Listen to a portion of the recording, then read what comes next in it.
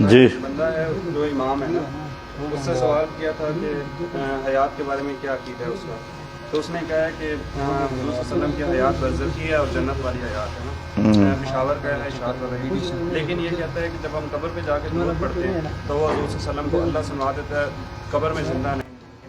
اچھا، اللہ ایک منٹ، بہت اچھا سوال ہے۔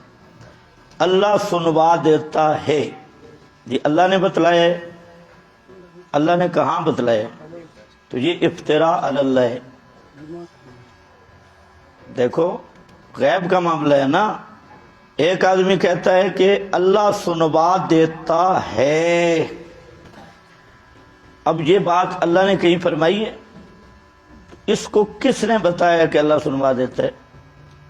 تو یہ ہے افتراء علی اللہ۔ اس امام کو توبہ کرنی چاہیے اللہ پہ جھوٹ بولنے سے۔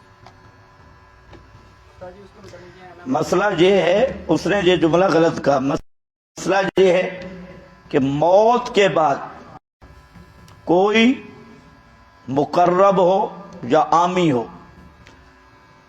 موت کے ساتھ اسباب ختم ہو جاتی ہیں، روح بدن سے چلا جاتا ہے، یا مقام جنت میں یا مقام نار میں۔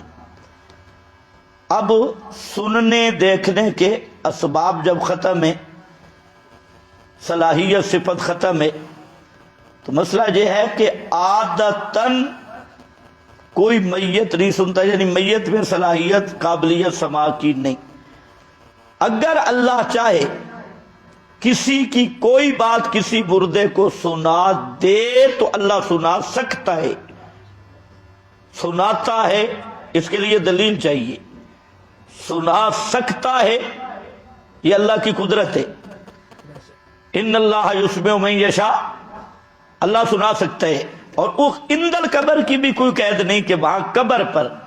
دیکھیں یہاں جو ہم گفتگو اب کر رہے ہیں، یہ گفتگو بھی اللہ سنا سکتا ہے، انبیاء کو بھی اور عام مردے کو بھی سنا سکتا ہے، لیکن مردے میں سننے کی صلاحیت ختم ہو گئی، اسباب نہیں۔ اب اگر مردے میں یہ صلاحیت مانے گا کہ مردہ سنتا ہے، جب مردے کو اللہ سنوا رہا ہے، جیسے بریلوی کہتے ہیں کہ اللہ نبی پاک علیہ السلام کو اللہ نے حاضر ناظر ہونا عطا کر دیا ہے، علم الغیب عطا کر دیا ہے، تو اب یہ بھی تو وہی ہے کہ جب بھی کوئی درود پڑھے، سلام پڑھے تو اللہ سنا دیتا ہے۔ تو یہ دیتا ہے پہ دلیل دینی ہوگی، ورنہ توبہ کرنی ہوگی۔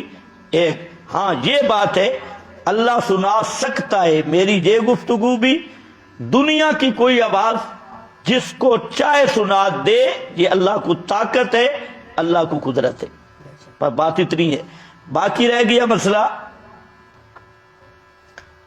کہ اشاعتی کہلانا، حیاتی کہلانا، مماتی کہلانا، دیوبندی کہلانا، بریلی کہلانا، یہ مدار نجات نہیں ہے۔